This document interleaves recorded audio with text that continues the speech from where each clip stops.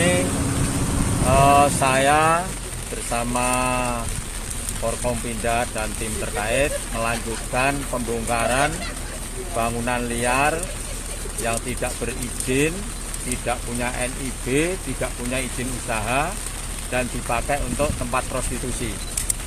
Pada waktu pembongkaran tanggal 3 Februari, kemudian kita lanjutkan pada hari ini. Dan kami tidak ada unsur membedakan. Jadi semuanya yang memang tidak berizin yang ada di lokasi L ini jumlahnya ada 70, semuanya juga terbongkar. Sehingga kepada pemilik harus bisa memahami karena tahapan ini sudah cukup lama dan sesuai dengan mekanisme dan prosedur yang ada. Pak, sudah ada perundingan juga Pak sebelumnya Pak ya dengan yang pemilik bangunan terakhir ini Pak? Yang terakhir kemarin dari utusan Gus Nuril karena infonya diwakafkan dipakai untuk pondok pesantren. Tapi perlu diketahui, saya sudah klarifikasi karena proses pondok pesantren itu harus ada izin yang ditempuh. Di antaranya adalah dari Kemenak, kemudian juga dari cabang NU, bidangnya RMI. Kemudian kalau diwakafkan itu harus ada pernyataan wakaf dari KUA Kecamatan Margorejo. Dan semuanya itu saya punya bukti formal dari KUA Margorejo, juga tidak ada tanah yang diwakafkan untuk pondok pesantren. Kemudian dari RMI juga menjawab tidak ada pendirian pondok pesantren di LI. Kemudian di Kemenak juga menjawab tidak ada pondok pesantren yang ada di LI.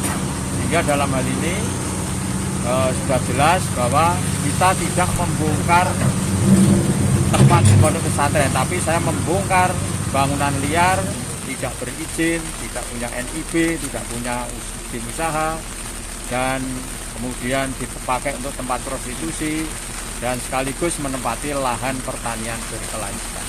Pak, kemarin Gus Nova sempat menyebut relokasi, apa mungkin dibangun di tempat lain Pak pondok ini Pak? Kalau itu saya tidak tahu, yang jelas beliau sudah menyampaikan PGN tidak ada di belakang tempat prostitusi. Ya, sudah menyampaikan itu. Kemudian Gus Nova maupun juga abahnya Gus Nuril juga sudah mengikhlaskan demi kepentingan bangsa dan negara maupun daerah. Ya, terima kasih. Ini yang terkait dengan polemik pembongkaran, pasca pembongkaran, ada warga PARI atau masyarakat yang merasa ada kecemburuan terkait dengan masih adanya bangunan yang belum dibongkar, yakni punya Pak Safa yang notabene diwakafkan kepada Gus Nuril.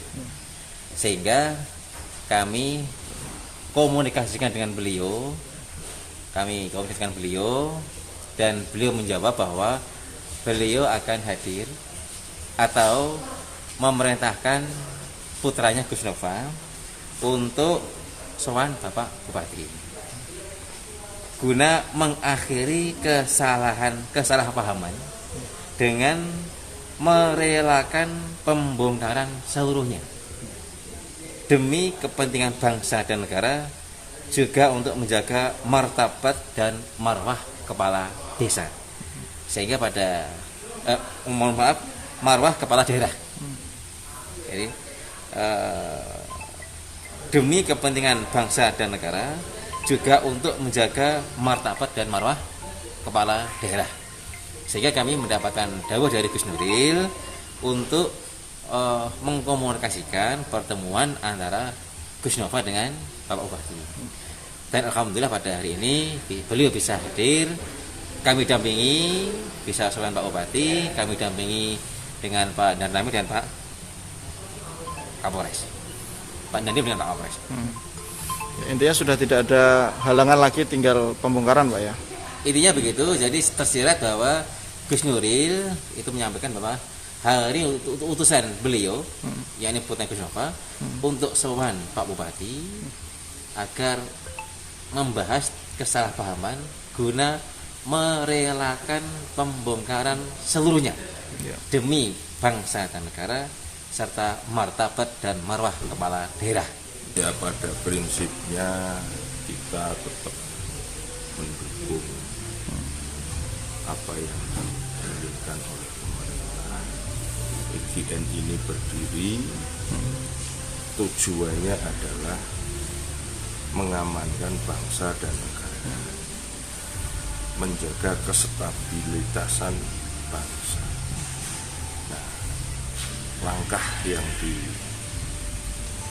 diterapkan oleh Kadipaten Pati ini ya harus didukung, harus disengkuyung.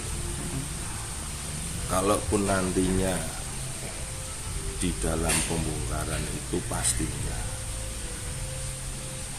atau relokasinya itu pastinya sudah dipikirkan oleh Pak Bupati.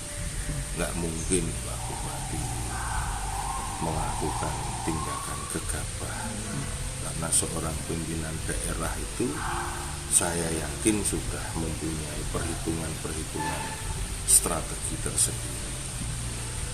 Pak, kalau berdasarkan pembicaraan tadi, apa memang masih ada peluang untuk menyelesaikan perizinan pondok itu tadi, Pak? Kalau dari Pak Bupatinya. Nah, di sini nanti kita akan tunggu dulu, Mas, perizinannya itu.